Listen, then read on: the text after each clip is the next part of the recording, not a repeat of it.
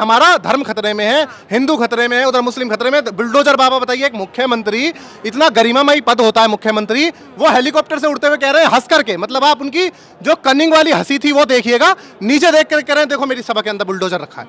माननीय हमारी जो एडवोकेट साहिबा है, उन्होंने बोला था ना कि बुलडोजर का काम है डिस्ट्रॉय करना, और हम जोड़ने वाले लोग हैं, हम जोड़ने में विश्वास रखते हैं। उत्तर प्रदेश में युवाओं का मुद्दा स्वयं बहुत ज़रूरी हो गया, क्योंकि कहा गया कि पहले और दूसरे चरण में किसानों का मुद्दा हावी था, तीसरे और चौथे तक आते आते युवाओं की बेरोजगारी और शिक्षा का मुद्दा हो गया।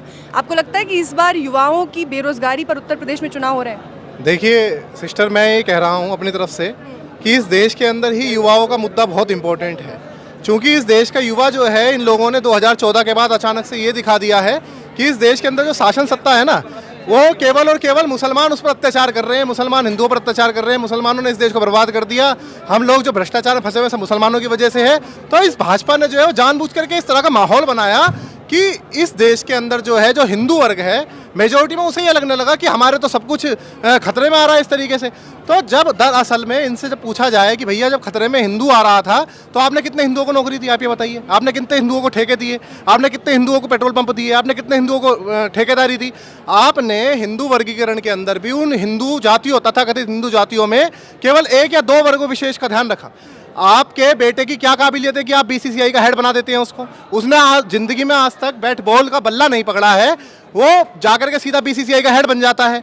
इनके 22,000 करोड़ रुपए के घोटाले हो जाते हैं। इनकी जो माननीय मोदी जी की कोई भतीजी है तो उसका कोई पर्स खोता है तो 700 पुलिस वाले गुजरात के अंदर 2 घंटे में उस पर्स को ढूंढ लाते हैं। ये आज तक ये नहीं ढूंढ पा रहे हैं कि जो 300 किलो आरडीएक्स आया था वो कौन लेकर के आया था। ये नहीं ढूंढ पा रहे हैं कि जो 10,000 किलो, जो 20,000 किलो जो इस देश के अंदर ड्रग्स पाया गया है वो कहाँ से आया, उसके तार कहाँ से हैं। अडानी के पोर्ट पर जाकर के वो उतर रहा है, जो मर्जी हमारे देश का, जो इन गरीबों का, हमारे भाई बहनों का जो पैसा है उसको लूट करके ले जा रहा है। लेकिन वो ये नहीं पूछ रहे हैं, वो पूछ रहे हैं केवल क्या दिखाने की कोशिश कर रहे हैं कि हमारा धर्म खतरे में है, हिंदू खतरे में है, उधर मुस्लिम खतरे में। बुलडोजर बाबा बताइए, एक मुख्यमंत्री, इतना गरिमामयी पद होता है मुख्यमंत्री, वो हेलीकॉप्टर से उड़ते हुए कह रहे हैं हंस करके, मतलब आप उनकी जो कनिंग वाली हंसी थी वो देखिएगा, नीचे देख कर कह रहे हैं देखो मेरी सभा के अंदर बुलडोजर रखा है।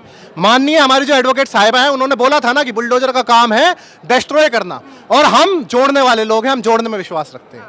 लेकिन अभी भी मुख्यमंत्री कह रहे हैं कि युवाओं में काबिलियत नहीं है, इसलिए उनको रोजगार नहीं मिल पाता, वरना हमने तो 70 लाख का वादा किया था, उससे ज्यादा रोजगार दिए हमने। माननीय मुख्यमंत्री जी अगर मठ में नहीं होते तो नहीं पता चल जाता, भाग रहे होते ना किसी कांस्टेबल की भर्ती के लिए, किसी एसआई की भर्ती के लिए, किसी ग्रुप डी की भर्ती के लिए भाग रहे होते, तब इनको पता चलता। ये सीधा मठ के अंदर चले गए, वहाँ लोगों ने दान पुण्य जो दिया उनके ऊपर छाती चौड़ी करके दुनिया को दिखा दिया कि हम लोग बरगला करके, मतलब लोगों को उत्तर प्रदेश का मुख्यमंत्री बन गए।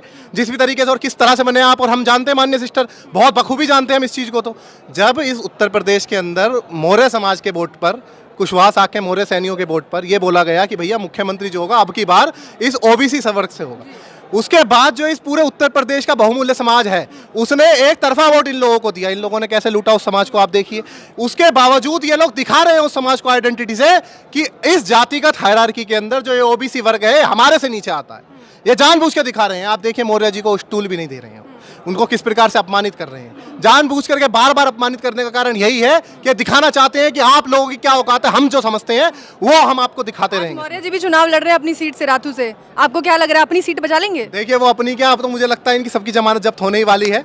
और मौर्य जी माननीय बहन जी ने मौर्य जी के लिए क्या नहीं किया ये बताइए। सबसे पहले 6 मंत्री मौर्य समाज से माननीय बहन जी ने दिए। सबसे पहले जो लाल बत्ती की गाड़ियां थी, इस देश के अंदर 78 ओबीसी जातियां ऐसी थी जो आज़ादी के बाद से जिन्होंने एमएलए नहीं बने थे, विधानसभा की शक्ल नहीं देखी थी। माननीय बहन जी ने आता है के साथ ही, क्योंकि हमारा तो जो मूवमेंट है, मान्यवर साहेब कांशीराम जी का जो मूवमेंट है, वो हम बहुजन समाज, जो इस देश का पूरा सर्वजन समाज है, A to Z, हम तमाम लोगों को भाईचारे में लेकर के चलते, चाहे गरीब जनरल हो, चाहे गरीब ओबीसी हो, चाहे गरीब दलित हो, चाहे गरीब आदिवासी हो, सभी को। 78 जातियों ने पहली बार एमएलए बने माननीय बहन जी के राज में। मौर्य जी को चाहे सरकार रही हो चाहे सरकार ना रही हो, लाल बत्ती से कम माननीय बहन जी ने रखा नहीं है। और ये मौर्य जी जो आज एहसान नहीं मान रहे हैं बिल्कुल भी, और क्या क्या उल्टा सीधा बोल रहे हैं माननीय बहन जी को, ये मुख्यमंत्री बनाएंगे माननीय बहन जी को, ये खुद माननीय बहन जी के आने के बाद वजूद में आए हैं। इनकी बात ये है। स्वयं ओबीसी वर्ग जो है उत्तर प्रदेश में निर्णायक भूमिका रहती है उनकी सबसे ज़्यादा, और आप लगातार उन्हीं की बातें कर रहे हैं कि ओबीसी वर्ग में सबसे ज़्यादा सम्मान अगर किसी ने दिया है तो बसपा ने दिया है। लेकिन अभी ओबीसी वर्ग में ज़्यादातर लोग वो हैं जो अभी भी राम मंदिर पर, अयोध्या पर, हिंदू मुसलमान पर बटे हुए हैं। इस बार भी वही हाल होने वाला है या आपको लगता है कि लोग एक तरफा आने वाले हैं? देखिए ओबीसी वर्ग के अंदर मुझे लगता है इस बार ओबीसी पूरा जागरूक हो गया है।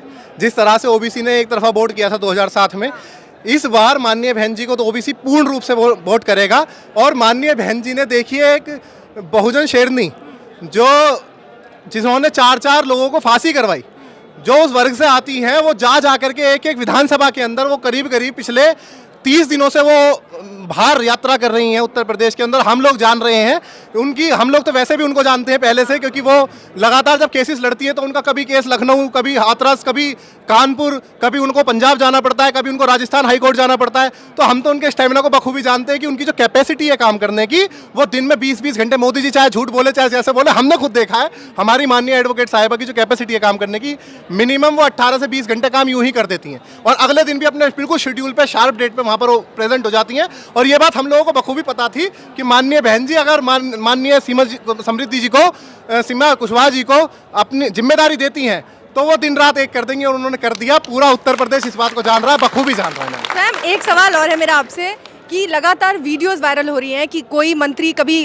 दंडवत होकर प्रणाम कर रहा है जनता को, माफ़ी मांग रहा है, कोई स्टूल पे उठक बैठक कर रहा है, तो कोई वही मंत्री अब जाके मालिश कर रहे हैं बुजुर्गों की, वोट मांगने के लिए अपील कर रहे हैं, तेल मालिश कर रहे हैं। तो ये हाल है उत्तर प्रदेश। वो इसलिए कर रहे हैं कि हमारी आदरणीय सीमा कुशवाहा मैम ने ये कहा है कि जितने सांड, गाय, जानवर घूम रहे हैं ना, तो जो इन्होंने करप्शन का पैसा जो बनाया है ना और उससे कार्यालय बनाए हैं, तो अब ये सोच रहे थे कि सत्ता में जाने के बाद कम से कम हमारे पास कार्यालय तो रह ही जाएंगे।